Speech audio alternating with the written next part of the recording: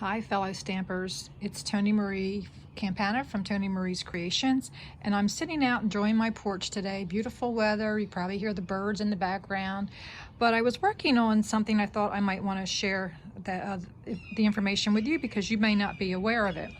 But when you purchase our stamp pads, on the back of the stamps, let me show you, on the back of the pads there are several strips that you should peel off and apply to the front part of your stamp pad.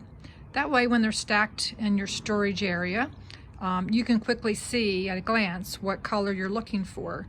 And an extra tip for you, so you're going to just pick, there's a little corner piece here that you can easily grab and then pull away and throw that part away.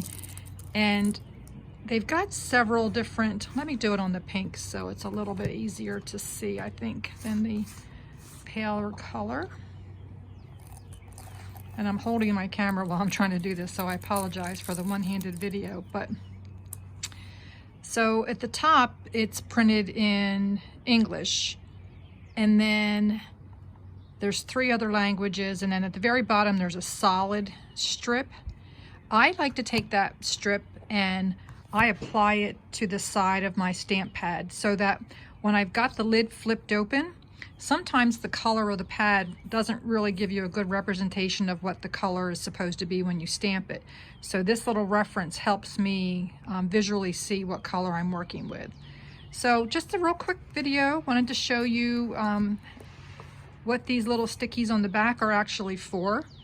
And it will certainly help you with trying to grab the correct color when you're stamping. And again, this little strip on the side just gives you a nice visual as to what color you're actually working with. So I hope you found this helpful and hope to see you again soon. Thanks.